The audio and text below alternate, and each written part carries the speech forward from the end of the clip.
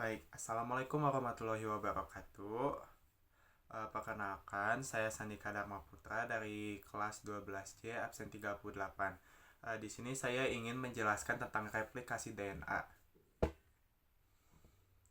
Nah, sebagai definisinya sendiri, replikasi adalah proses di mana molekul DNA atau RNA mengadakan diri dan menghasilkan salinan yang identik atau hampir identik. Nah, replikasi juga merupakan mekanisme dasar yang memungkinkan organisme untuk mewariskan informasi genetik dari satu generasi ke generasi berikutnya. Replikasi juga penting untuk pertumbuhan, perbaikan, serta perkembangan si anak.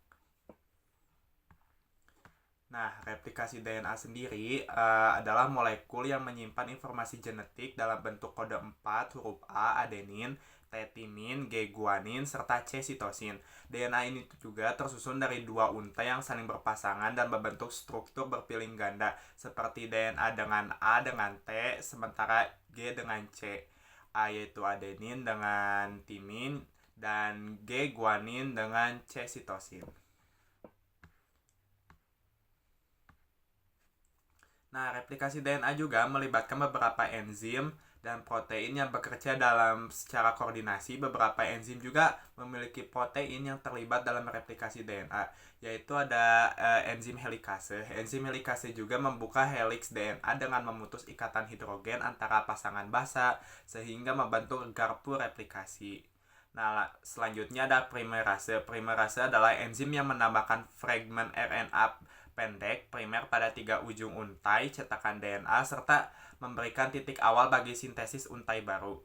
Nah, lalu yang ketiga ada DNA polimerase, yaitu enzim yang menambahkan nukleotida baru pada ujung tiga untai sehingga membuat si DNA tersebut tuh berpasangan basa pada untai cetakan.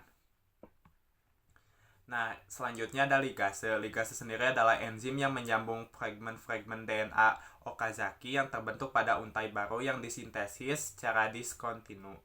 Lalu selanjutnya ada topoisomerase. Topoisomerase sendiri adalah enzim yang mengurangi tegangan pada heliks DNA akibat pemutaran untai-untainya. Nah, yang terakhir ada protein pengikat tunggal, yaitu yang disingkat SSB, yaitu protein yang berikatan dengan untai cetakan DNA yang terpisah untuk mencegah rekombinasi dan degradasi. Nah, si replikasi DNA ini juga bersifat semi-konservatif, yang artinya setiap molekul DNA ini juga memiliki hasil replikasi terdiri dari satu untai lama dan satu untai baru. Nah, replikasi DNA juga bersifat bidireksional, yang artinya replikasi ini berlangsung ke arah kanan, kiri, dan titik asal replikasi.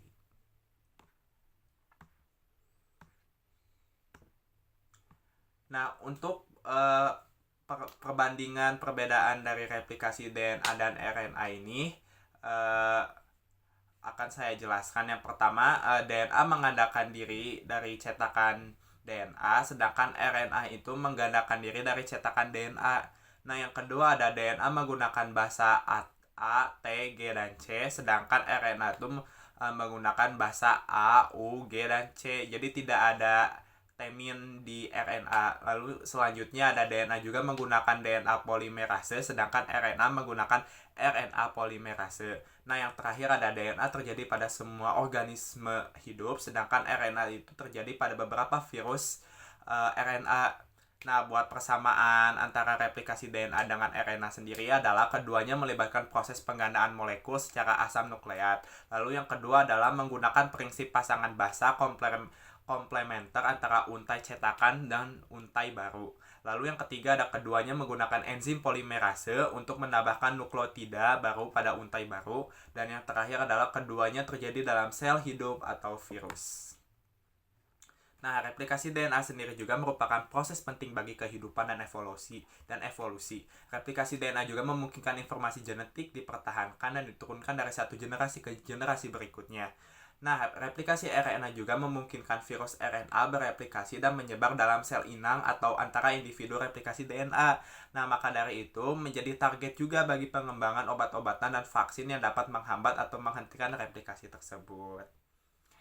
Sekian dari penjelasan saya mengenai replikasi DNA serta enzim-enzim dan perbedaan persamaannya. Mohon maaf apabila ada kesalahpahaman. Wassalamualaikum warahmatullahi wabarakatuh.